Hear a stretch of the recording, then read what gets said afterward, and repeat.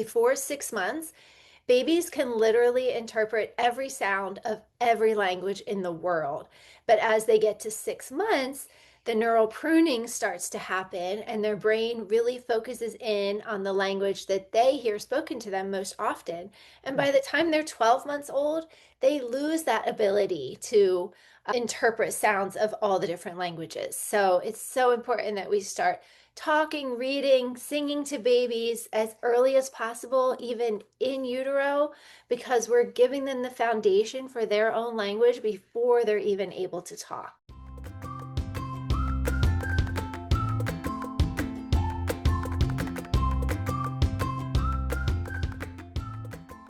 Hi, I'm Crystal Luce, Professor of Education. And I'm Amy Ketchum, pediatric occupational therapist.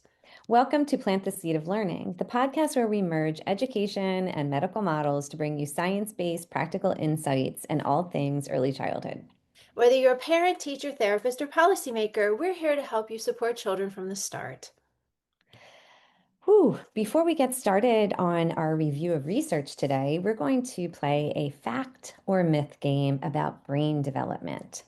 As scientists learn more about how the human brain develops, many of our ideas about the brain are being challenged. We are learning that some old ideas and myths are being replaced with new facts and understanding. So let's consider some of these examples and decide if they are a fact or a myth. Are you ready to Okay. play, Amy? Yeah, I'm ready. Let's go. All right.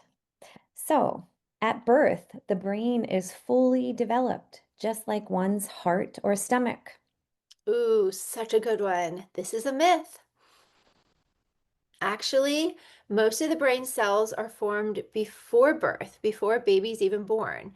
But most of the connections between the cells, or the synaptic connections, are made during infancy and early childhood. So even though the brain is obviously present and formed, it still continues to develop throughout childhood. Yes. Okay. The brain's development depends entirely on the genes with which you are born. Mm, this is also a myth. So, early experiences and interaction with the environment are most critical in a child's brain development, but um, it doesn't entirely depend on their genetics. It mostly has to do with the experiences that they have. It's that nature nurture question where nurture is really so important. Right. So crucial. Okay, next one. A toddler's brain is more active than the brain of a college student. This is actually a fact. And I'm sure that does not come as a surprise to any parent of a toddler who spends time with with a toddler on a daily basis. Um, so a 3-year-old toddler brain is actually twice as active as an adult's brain, with just so many thoughts and creativity and imagination. So yeah, they're really capitalizing on those synaptic connections by wanting to interact and learn about their world, and that brain is firing off and that brain is active. So that's a good one. Here's another good one. Talking to baby is not important because he or she can't understand what you're saying. I think anyone who's listened to any of our podcasts up until now know that that is a myth. Talking to your child establishes foundations for learning language during early critical periods when learning is easiest for the child. And children, their brains are prime for language in those first couple years. In fact, before 6 months, babies can literally interpret every sound of every language in the world. But as they get to 6 months, the neural pruning starts to happen, and their brain really focuses in on the language that they hear spoken to them most often. And by the time they're 12 months old, they lose that ability to um, interpret sounds of all the different languages. So it's so important that we start talking, reading, singing to babies as early as possible, even in utero, because we're giving them the foundation for their own language before they're even able to talk, which I think parents do understand that, but it's still such an important thing that we need to keep talking about. It is. Sometimes parents feel silly when they're talking to their baby because they Yes. think they don't understand what I'm saying, but Right. actually they're soaking all of that language up and forming their own language patterns. Yes, I've literally had parents say to me, "Why should I talk to her? She doesn't understand me and she can't talk back." But that's not true. Babies understand the pause and flow of a conversation as early as 3 weeks. So when a parent or a caregiver talks to a baby and then pauses and the baby babbles back, they're having a conversation. Mhm, They're talking. That is their language and they're starting to understand that pause and flow and what mhm, we call the conversational turns or serve and returns, where there's that back and forth piece of conversation. And it's that connection that's so critically important. Not so much the words or the vocabulary, but just that back and forth connection, which is so important. And that's why we really love toys that encourage those back and forth connections, like playing pretend and reading stories and having those interactions versus playing with an electronic toy that talks to the child, because studies show that when parents are nearby a child using an electronic toy, there's less interactions between the parent and child. So what we really want to see is, the parent and child back and forth talking, even though it's just babbling from the child. You're going to like this next one. Children need specific educational toys to develop their brain power. Yes, we know that that is myth. That is definitely fiction. What children need most is loving care and new experiences, not special toys. So, again, I can't say this enough. I'm sure I sound like a broken record, but talking, singing, reading, playing are some of the key activities that build a child's brain. So, I think too many of us think, oh, they need educational toys from a very early age. And I think so many parents think education must be like a screen or something that simulates a computer or something along those lines to teach children those technological skills they're going to need Yeah. for early STEM, when really they need the most basic kind of play. We have to go back to blocks and puzzles and Mhm, balls and activities that are sensory motor. So they're engaging a lot of their senses, what they feel and their movement and what they see and hear and touch versus, like something electronic that's going to talk to the child. So mhm. yeah, thinking about those kind of little more old-fashioned toys. How many blocks can you stack? What happens when you knock it down? Like just having those interactions is so much more important. Very true. Back to the basics Yeah, is best. absolutely. So today we're going to complete a research deep dive on the brain with a review of brain development and the role of experience in the early year. So we have a manuscript we want to talk about that was published in 0 to 3 by Tierney and Nelson. And the article explains how brain development from birth to age 3 is shaped by experience. It bridges neuroscience and early childhood practice to understand why early interactions matter biologically, not just socially. So, the results of this research highlight how the first few years of life are particularly important period of development of the child's brain. Mhm. Yeah, so some of the key points in this article, Crystal and I thought this was really important and worth sharing. So we're going to dive into this a little bit. So some of the key points is that brain development that occurs during the prenatal months is largely under genetic control, meaning that it's what is inherited from the parent. And we do Mhm. know that a parent's cognitive ability is very closely related. There's a very genetic component connecting to what a child's genetic control is going to be or their cognitive abilities. Um, but also, we do know that even in utero, the environment is going to play a huge role in that. So, again, it's that nature nurture question of how much is nature, how much is just in the DNA, and how Mhm. much is related to the environment and that nurture piece that starts in utero. Babies can hear in utero, and they literally can hear the beating of the mother's heartbeat, that is really first rhythm, which is early math. They can hear their own heartbeat. They can hear the swishing of the amniotic fluid. They can hear muffled outside sounds like other people's voices, daddy talking to baby. And that's really amplified through that amniotic fluid. Babies can hear before they actually even have ears. And I think we've talked about this before because I just find this so fascinating. The inner ear and the mechanisms for hearing develop as early as 18 weeks gestation before babies even have their ears formed. So they're learning in utero at a very really in the first and Mhm. second trimester. They're listening, they're hearing and they're starting to kind of assimilate those sounds into new learning. I think Um, because of that, Amy, I think we can read a bedtime story to our babies when they're in our bellies early on. Absolutely. It's a way Absolutely to we build can. vocabulary Yeah. before they even pop out. And Yeah. also, starts the bond because babies recognize their mother's voice when they're Yes. born or their father's voice if the father is reading or grandparents. Mhm. Just such a fun activity. Yeah, it's so important. And I mean, I witnessed it firsthand. When I was pregnant with my daughter Marley, I had a long commute home from work, and I would turn off the radio and sing the same song over and over and over again.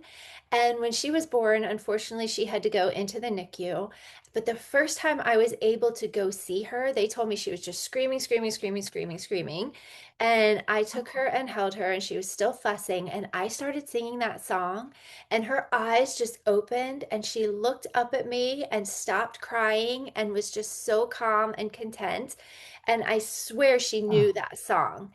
And I've had other parents share similar stories when, I work with them in the NICU that, oh, I know she recognizes my voice. I know she knows this song I'm singing. I had a parent once who was a musician and was playing a song on her guitar a lot in Mm. the last Mhm. trimester.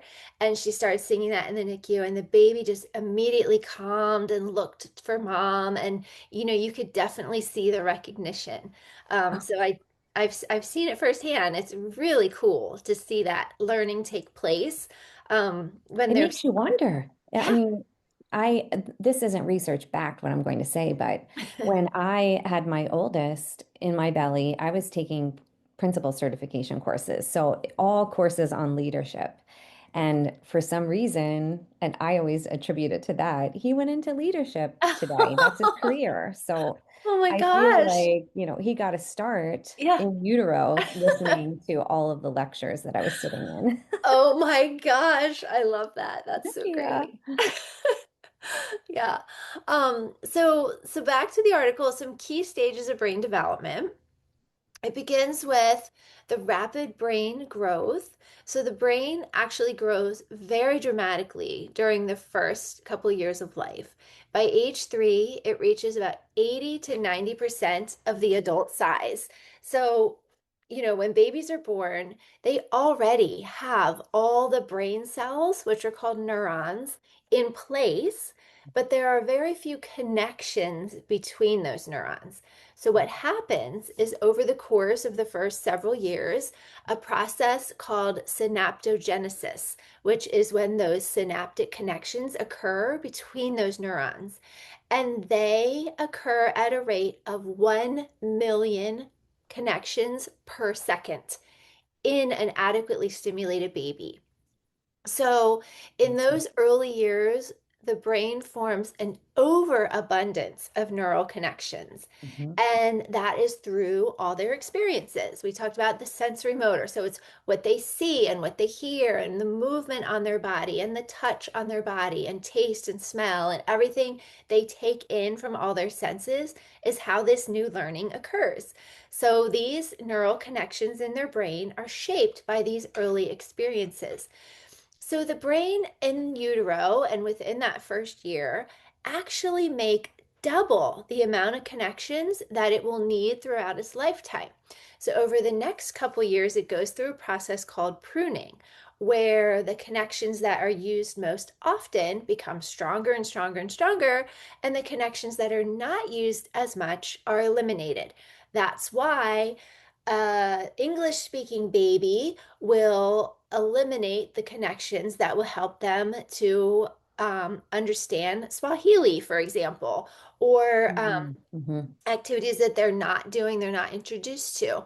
So this is the time where the things that we want baby to learn, we need to have repetition so that those neural connections become stronger. So their own home language, movement activities, starting to learn like trial and error. What happens if I do this? And like when a baby does that repetition themselves, like they take a toy and they bang it on their high chair tray because they want to see what that sounds like. They're Yeah. using their sensory motor skills to test and, to form a little hypothesis and then test it and then learn and then test it again and then learn. And those connections are becoming stronger and stronger as they continue, to test and repeat and repeat. Mhm.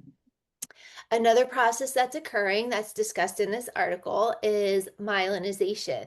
And that's when these neural pathways become insulated or myelinated, which makes those neural pathways communicate faster and more efficiently.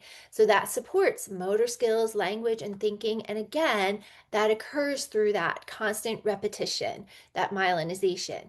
And babies' brains and neurological systems develop from head to toe and from their trunk out.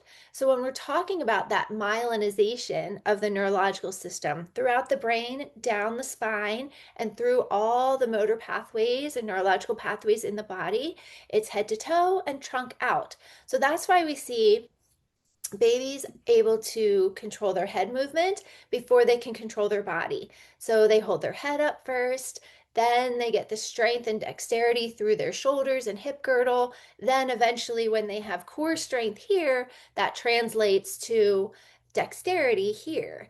And when that's why one of the many reasons why tummy time is so important, the crawling milestone is so important, because when they're on their tummy, pushing up, lifting up their head, or pulling their little knees up underneath them, preparing to crawl, they're weight bearing through their shoulder girdle and hip girdle.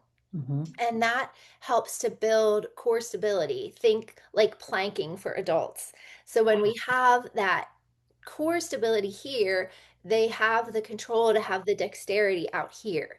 So I've worked with so many children as a pediatric occupational therapist in the school system in second, third grade that had real challenges with fine motor skills and holding a scissors and holding a crayon and coloring and writing their name and writing.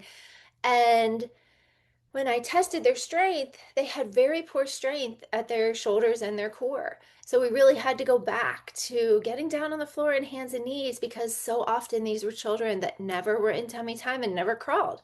So it's so interconnected how that myelinization occurs head to toe and trunk out, and how we really need to support that progression of development, for the optimal motor skills. I'm so glad you brought that up because when I think about that, I think about how early environments matter so much. And in this article from 0 to 3, they really delve into what infant and toddler classrooms and how they actively shape the brain. So when you think about the neural connections that you were talking about earlier, the way to make those neural connections and to shape them is through experiences. Yeah. So those early learning environments truly matter. So the infant and toddler classroom needs to be very quality oriented. And I don't mean you walk in and there's stuff everywhere on the walls. We have to be really careful about overstimulation. You Mhm. see that in infants, they'll start to become really fussy if they get overstimulated. Yeah. So, something to look for are floor activities? Are there methods that the staff are using to encourage floor time for Mhm. tummy time? Yeah. Are there things, are there books, board books around the room?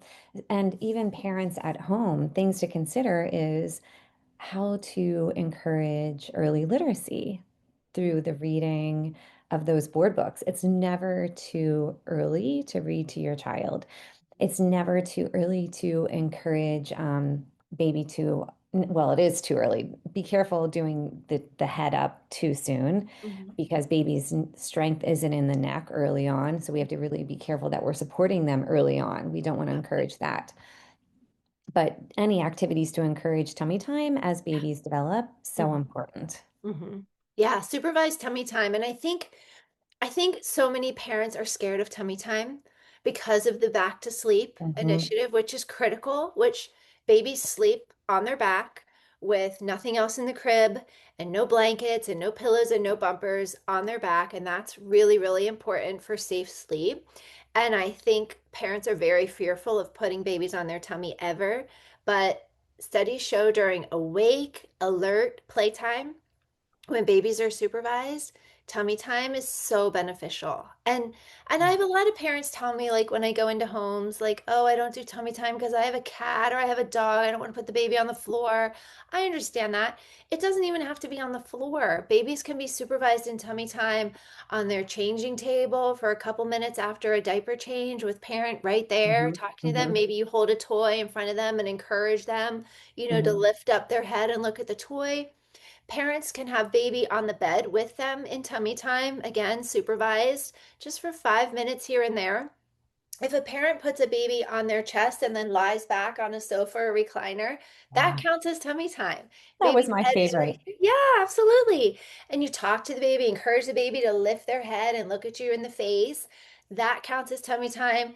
Placing a baby on their tummy across your lap, and maybe you hold a toy beside the baby's head, encouraging them to lift up their head and look at the toy. That counts as tummy time. So those are all times Mhm. it's really important that they can get that skill and work on that. Yes, and tummy time doesn't have to happen for a long period of time because Right. you'll see baby get 5 minutes. fussy. Yes. And when that happens, just stop tummy time, pick Yeah. baby up, nurture them, cuddle them. It's all the things they love. Yeah. Earlier, you were talking about the high chair, and this used to be my favorite thing to watch. Well, I didn't know what was happening at the time because I was a very young mom. Um, the baby would be throwing things off the high chair, and Yeah. it used to get super frustrating. Like, why do Right. you keep throwing things on the ground? Yeah. But this is a natural process. It's And learning. yeah, it's a part of learning. There are two types of stimuli that infants and children are often exposed to that help shape the brain and the behavior. And one is experience expectant processes. And so the brain expects certain universal experiences, as you talked about earlier, language. Mhm. So the brain likes to hear the language and then and begins to develop the patterns for language of the universal language that the baby speaks, but also attachments are formed early on. So this is the brain needs this and wants it. And that's why when babies are born, we have the skin to skin contact. We need that. That is actually supporting brain development. These experiences must happen during sensitive periods for typical development. So Yeah. skin to skin, and then as babies are progressing, just holding and cuddling babies matter so much because Mhm. you're forming that bond. Mhm. Yeah, and I mean, we do kangaroo care in the NICU. We do Yeah, skin to skin a lot with our preterm babies because it keeps them warm and also helps them to bond with the parent. We put them right down the parent's shirt. But it doesn't have to be just for premature babies. Any baby benefits from that skin to skin contact. And absolutely. they get that to some degree when you're breastfeeding. But even if you're not breastfeeding, just putting, maybe after bath time or at bedtime, just putting the baby down your shirt, giving, that skin to skin contact is so good for the bonding and they're feeling your heartbeat again, which is very calming because that's how it felt in Mhm. utero. Um, so yeah, that bonding and attachment is a really important piece of early development. Yeah. And then there's something else that shapes the brain called experience dependent processes. And we, as caregivers, have a lot of influence because every child develops the brain based on the unique experiences that they're exposed to, such as learning two languages. Not every children has the opportunity to learn two languages. It's really dependent upon the caregiver. Playing an instrument. I put my kids through Suzuki training from an early Me age. too. It didn't stick, but I wanted them to have that musical background. Yeah. And that is so beneficial for the Hmm. brain, the Oh, early I instrument agree. playing. Yeah, so Yeah. crucial. And And there's a lot so, of studies to back that up. yes, and we'll definitely have some people discussing music on our podcast and how it impacts brain development. Hmm. But these dependent processes really develop the brain in different ways, and this really makes children individuals. Yeah. That's what's so crucial. Yeah. Every child comes in looking a little bit different. Yeah. We're all born with certain neural connections and genetics, but it's those experiences that make us uniquely different and Yeah. that shape the brain. Yeah. And isn't it fun when you do something with your children at an early age, like Suzuki, or, even in Hmm. utero, where your son is listening to leadership lectures, and then you see that as they grow and develop, you see them pull on those skills. I mean, my daughters both played Suzuki violin too, and again, it didn't stick. I mean, my daughter played through high school, and my other one continued with the piano. But it's amazing to me how my younger daughter can just hear a song and play it on the piano, and Hmm. also can memorize lyrics like nobody's business. I don't know how she does that. And I feel like that early foundation in music and rhythm and kind of Hmm. understanding musicality from such an early age um, has really helped lay the foundation for that. And my other daughter is this spreadsheet whiz, and I just think the way her mind thinks so linearly, like you Hmm. know kind of has its foundation in early music and Suzuki. So I like to think that the sensory motor experiences we very intentionally gave them at an early age are serving them as young adults. If they, even if they're not still playing the violin, they are practicing those skills that I think were instilled at that very early age. Yes, early experiences. I can't say enough about them. As Yeah, much as you can provide your child, and it doesn't have to be fancy. You don't have to pay to do Suzuki violin. absolutely. It's really those conversations that you have with your child that builds the Yes. vocabulary. Very Yes. simple. You don't need to Yes. go buy toys. You don't need to pay fancy tutors. You can have extreme conversations with your child throughout their early years up to third grade. And I think that should be our main takeaway from this conversation today is to keep it simple. Mhm. Keep coming back to the simple sensory activities and the interactions and the bonding and the simple toys and, the simply reading a book, telling a story, starting Yeah, a story, asking your child to finish the story.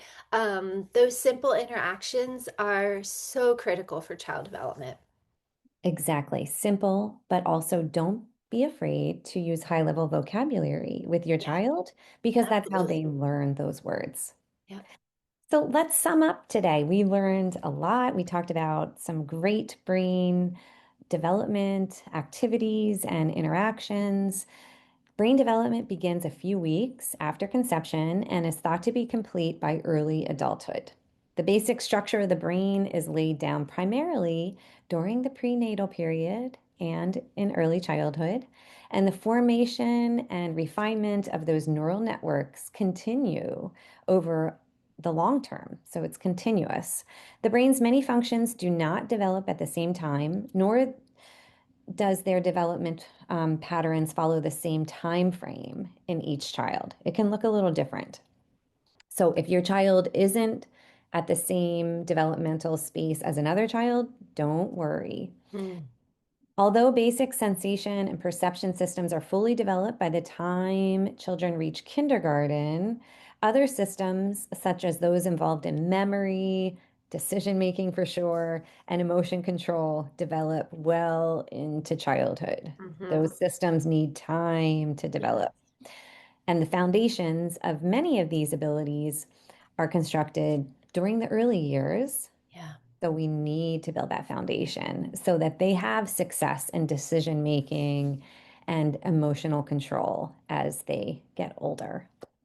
Okay. Well, that sums it up. So we will put the article in our show notes for today if you want to check that out. And thank you for listening to Plant the Seed of Learning today. We want to thank our guests, past and present, for sharing your knowledge and work. A special thank you to our producer, Penn Ketchum. You can find our podcast wherever you listen on YouTube, Spotify, or Apple. We can't wait to learn from you and plant more seeds of learning together.